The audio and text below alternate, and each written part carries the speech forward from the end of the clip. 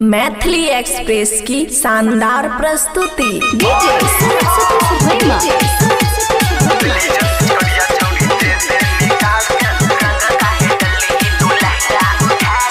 खुशी recording studio बलुआहा।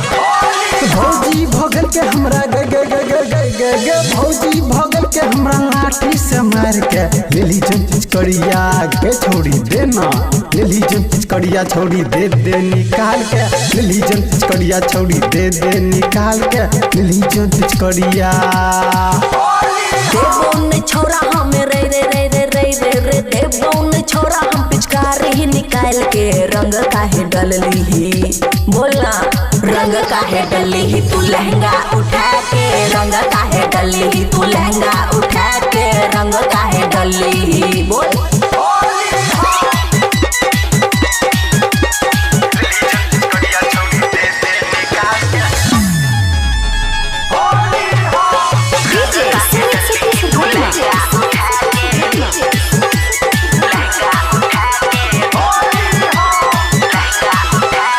तोरे कारण न दे छे पुआ खाना, तोरे चक्कर में लुटलियो रंग के खजाना, तोरे कारण न दे छे पुआ खाना, तोरे चक्कर में लुटलियो रंग के खजाना। हेरे खाली हमरे गलती छै की, झूठे काहे बोलली ही लगतौ ने रंग गे, हेरे लागे हमरा लग गेल ही रंग रे, कैसे के मुहवा हमरे रे रे रे रे रे रे, कैसे के मुहवा हम देखैबै भतार के, रंग काहे डलली ही बोल, रंग काहे डलली ही तू लहंगा उठा के, रंग काहे डलली ही तू लहंगा उठा के, रंग काहे डलली ही बोल छौरा।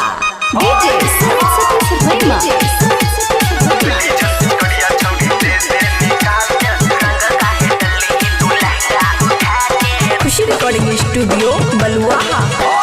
ठकलही छौरी तू सिंगर आदित्य के, फौजी वाला प्यार ललही छीन के,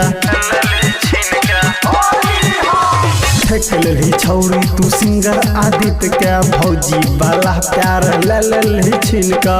एगो हम ही मजा ले लिए की बोल, को भर लगेल ही तू लहंगा में लसायर के, रोशन लगेल को चोली में घुसाए के, आज काहे जाय छी ही रे रे रे रे रे रे रे, आज काहे जाय छी ही हमरा बिसर के, रंग काहे डलली ही बोल, रंग काहे डलली ही तू लहंगा उठा के, रंग काहे डलली ही तू लहंगा उठा के, रंग काहे डलली ही। भौजी भगल के हमरा भौजी भगल के हमरा लाठी से मार के लेली जन पिचकड़िया के छोड़ी देना, लेली जन पिचकड़िया छोड़ी दे दे निकाल के, लेली जन पिचकड़िया छोड़ी दे दे निकाल के।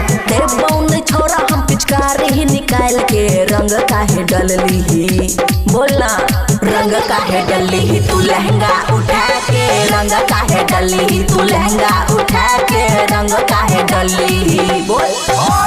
खुशी रिकॉर्डिंग स्टूडियो बलुआहा।